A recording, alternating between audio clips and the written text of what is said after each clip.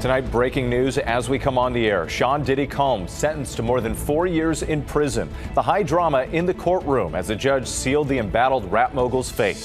That judge sentencing Combs to 50 months behind bars and a $500,000 fine for charges related to prostitution, saying it was necessary to hold Combs accountable. Combs tearfully apologizing prior to his sentencing, saying to his mother in the gallery, "You taught me better." The conviction and sentencing marking a stunning fall from grace for one of the heavyweights in the entertainment world. Aaron Katersky standing by. Also breaking, Hamas agreeing in principle to release the remaining hostages under President Trump's peace plan with conditions. Trump responding tonight by calling on Israel to stop the bombing of Gaza. Ian Pannell from Israel with details just coming in. Dramatic new video tonight from the U.S. military. They say it shows forces carrying out a strike on an alleged cartel drug boat near Venezuela. That boat up in flames, 4 men killed. Secretary Pete Hegseth calling them narco-terrorists. Martha Raddatz with new reporting. Enormous flames erupting at the largest oil refinery on the West Coast. A powerful explosion touching off a massive inferno. A potential break in a series of heists targeting armored trucks. A police chase in Philadelphia leading to the arrest of 3 suspects. The government shutdown now spilling into next week. Senate Democrats and Republicans failing to advance a spending bill. The White House now saying President Trump could soon fire thousands of federal workers. Hollywood star Tyrese Gibson out on bond tonight, charged with cruelty to animals after his dogs allegedly killed his neighbor's pet. A content creator takes a tragic fall, the famous young climber plummeting to his death from Yosemite's El Capitan while live streaming on social media. And Prince William giving a rare glimpse into his life as a royal, speaking candidly about his parents, fatherhood, and his destiny as the future king. From ABC News World Headquarters in New York, this is World News Tonight with David Muir. Good evening. Thanks for joining us on this Friday night. I'm Whit Johnson in for David, and we begin with that breaking news. Late today, rap mogul Sean Diddy Combs learning his fate in a Manhattan courtroom, sentenced to 4 years in prison for his conviction on 2 charges related to prostitution. Combs addressing the court visibly emotional and choked up, saying, quote, "I've been humbled and broken to my core," adding, "I beg your honor for mercy."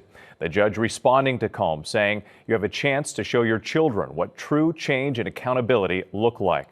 Today's sentencing follows the 2-month trial over the summer with dozens of witnesses and heart-wrenching testimony. And tonight, how Cassie Ventura, Combs' ex-girlfriend at the center of the case, is responding.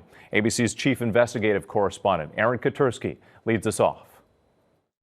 Once larger than life, a global superstar and pop culture icon, tonight Sean Combs sentenced to 4 years in prison after he was convicted of transporting girlfriends and male escorts across state lines for prostitution. Combs standing before District Judge Arun Subramanian, pleading for mercy. "I've been humbled and broken to my core. I hate myself right now. I am truly sorry." Combs adding, "I know that I have been changed for the better. I can't change the past, but I can change the future."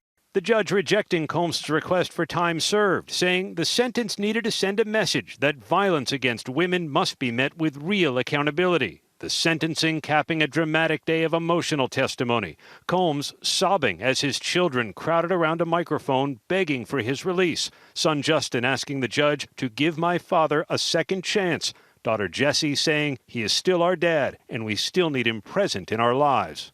Combs rested his head in his hands as the defense played this documentary-style video portraying him as a doting father and philanthropist. Combs pledging, "I'll never put my hands on another person again." But prosecutors telling the judge Combs is not a changed man, that he did horrible things to women and inflicted life-altering violence. Pointing to this 2016 hotel security camera video shown at trial that depicts Combs attacking Cassie Ventura. He hit her, he kicked her, he threw her into walls. The defendant grossly downplays the violence, but it happened and it was real. Tonight, Cassie Ventura's attorney telling us while nothing can undo the trauma caused by Combs, the sentence imposed today recognizes the impact of the serious offenses he committed. And Aaron Katersky joins us now from outside the courthouse here in New York. Aaron, the defense wanted Combs released immediately. Prosecutors were asking for 11 years. How did the judge explain the sentence? Sean Combs really wanted to be tasting freedom tonight, Whit. And while the judge acknowledged his history of good works, he said they could not wash away the record in this case. Whit, Combs will get credit for about a year of time served. Whit. Aaron, with that dramatic and emotional day in court, we appreciate it. We have more breaking news we're following tonight. Hamas agreeing in principle to release Israeli hostages under President Trump's peace plan. Late today, the president reacting to that statement from Hamas, calling on Israel to stop bombing Gaza. ABC's chief foreign correspondent, Pannell, reports from Tel Aviv. Tonight, President Trump calling on Israel to immediately stop the bombing of Gaza, saying Hamas is ready for a lasting peace. The president responding after Hamas released a statement saying it accepts some of President Trump's peace proposals, agreeing in principle to release all the remaining hostages, alive or dead, but there are conditions. Hamas saying it's willing to free all the hostages as long as proper field conditions are met, saying they're ready to negotiate those details immediately. In addition, Hamas saying it would hand over the administration of the Gaza Strip to a Palestinian body with support from Arab nations, something it's agreed to before. But there's no mention of disarming as President Trump demanded. Hamas announcement coming just hours after the president set a Sunday deadline for Hamas to accept the deal. Tonight, the president saying, based on the statement just issued by Hamas, I believe they're ready for lasting peace. Israel must immediately stop the bombing of Gaza so that we can get the hostages out safely and quickly. Right now, it's far too dangerous to do that. We're already in discussions on details to be worked out. This is not about Gaza alone. This is about long-sought peace in the Middle East. The White House releasing this video statement from the president late today. This is a big day. We'll see how it all turns out. We have to get the final word down in concrete. Very importantly, I look forward to having the hostages come home to their parents. Well, this appears to be pretty stunning. It's the first time the White House has actually said that Hamas is ready for peace, and it puts the ball firmly back in Israel's court. Now, although Hamas hasn't actually agreed to much of what President Trump proposed, is talking about more negotiations, Qatar and Egypt continue to be involved in coordination with the United States. This does appear to put huge pressure on Prime Minister Netanyahu to finally end the almost 2-year-long war. Whit. And as you still pointed out, some key questions about the way forward here. Pannell for us. Thank you. Next tonight, the Pentagon announcing another U.S. strike on an alleged drug trafficking boat decimated off the coast of Venezuela. Secretary Pete Hegseth says 4 men were killed. He described them as narco-terrorists. Despite questions about evidence and due process, the administration insists lethal strikes like these will continue. Here's ABC's chief global affairs correspondent, Martha Raddatz.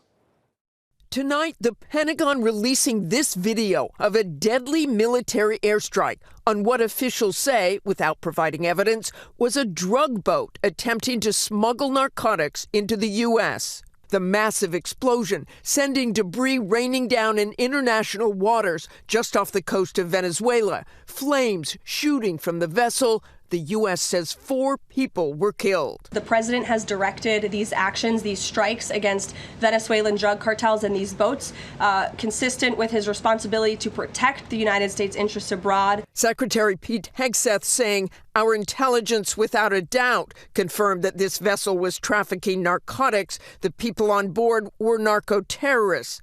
Today's strike is the 4th known U.S. attack on suspected Venezuelan drug boats since early September. We have proof. All you have to do is look at the cargo that was like it's spattered all over the ocean. Big bags of cocaine and fentanyl all over the place. And with the Trump administration has now told Congress as rationale for the strikes that they consider drug smugglers unlawful combatants with whom we are involved in armed conflict. But critics question the legality. Whit. Martha Raddatz reporting tonight. Thank you for that. A powerful explosion sends massive flames shooting into the air overnight outside of Los Angeles. The inferno erupting at the largest oil refinery on the West Coast. The alarming scene of fire and smoke visible from miles away. Officials are now looking into what triggered the blast and what it could mean for fuel prices. Here's ABC's Trevor Ault.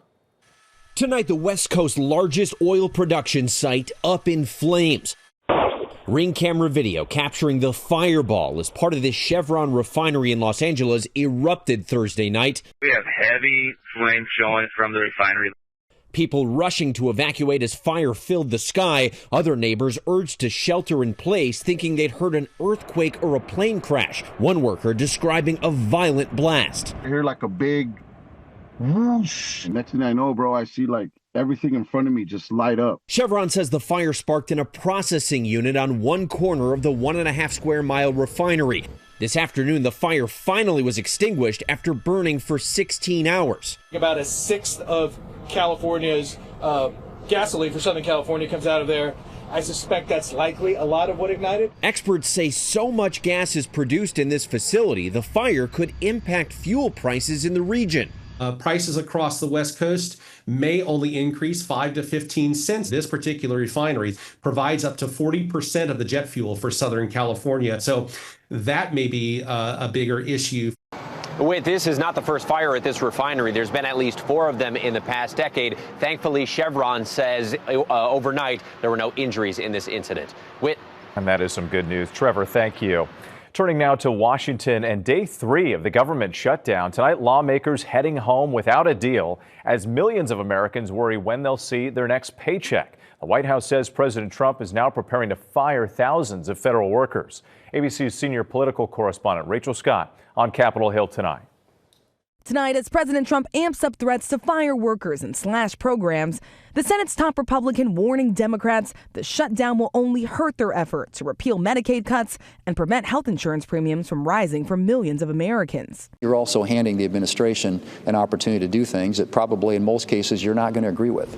Republicans say reopen the government and then we can talk. What is your reaction to that, and why not go through with that plan? You know, my reaction is, really?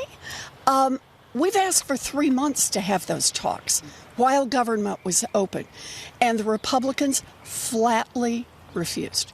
Now a number of programs could soon grind to a halt, including food assistance for mothers like Benicia Wright in Reynoldsburg, Ohio, who has 6 children, including an infant on formula. I worry about my child not being able to eat because I cannot afford a $300 bill in formula alone. To pressure Democrats, President Trump has already frozen funding for projects in 16 states that voted blue in the last election. But today, Republican Senator Lisa Murkowski says that's wrong. Let's not further divide people politically.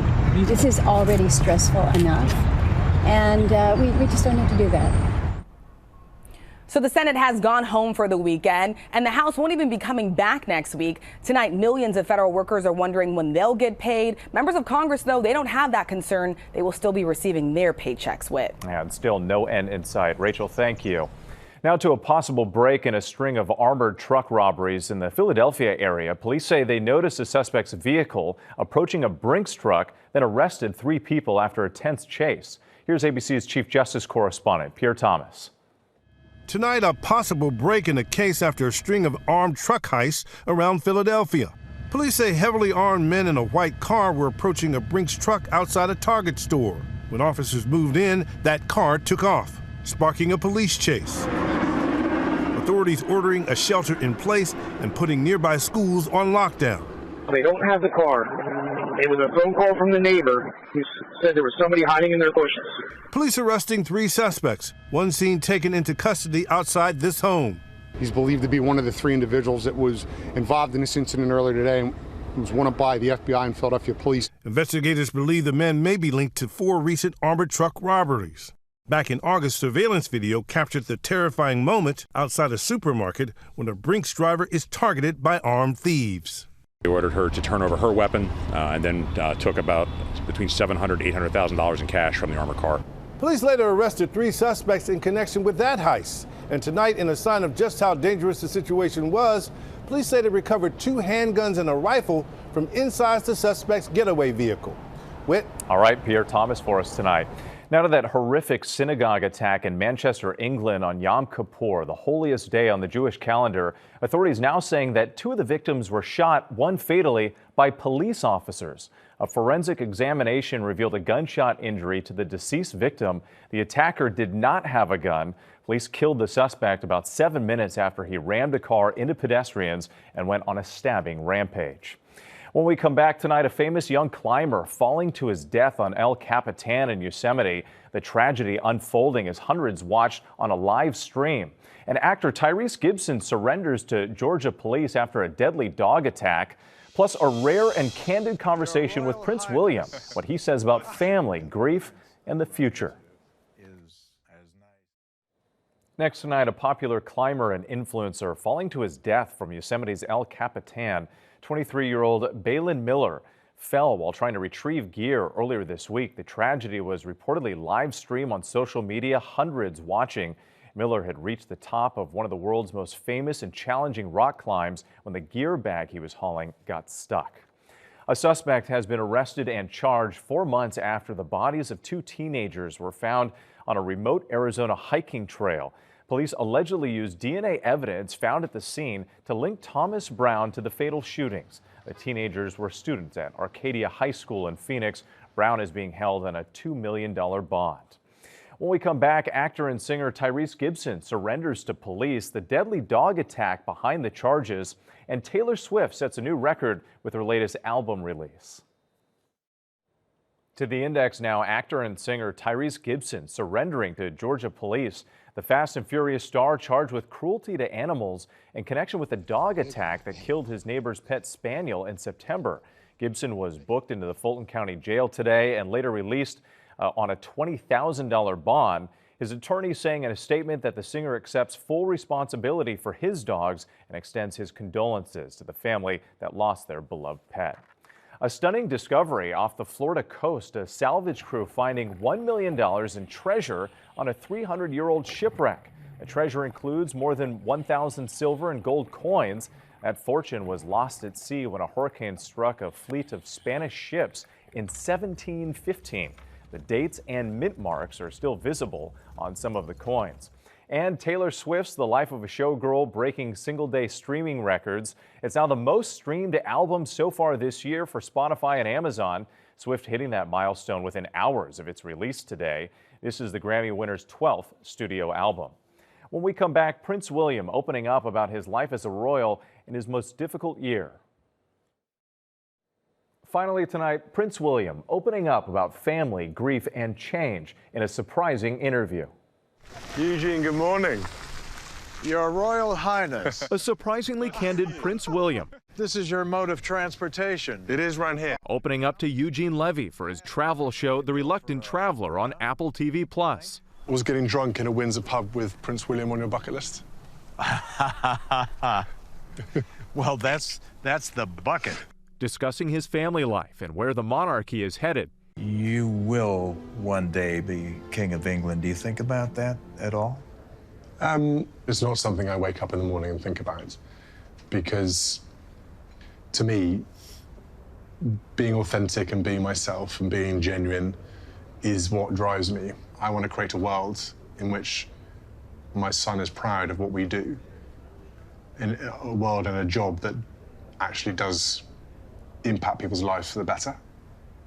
That is caveated with, I hope we don't go back to some of the practices in the past that, Harry and I had to grow up in. And sharing how challenging the last few years have been for him and for those closest to him. This last year, your wife and father have been ill. How are things now, first of all? Yeah, things are good. Everything's progressing in the right way, which is all good news. And how his family is coping. I'm so proud of my wife and my father for how they've handled all of last year. My children have managed brilliantly as well. The prince offering a rare glimpse beyond the crown. Well, I'm hoping every other prince I run into is as nice, open, and human as you. Fascinating conversation.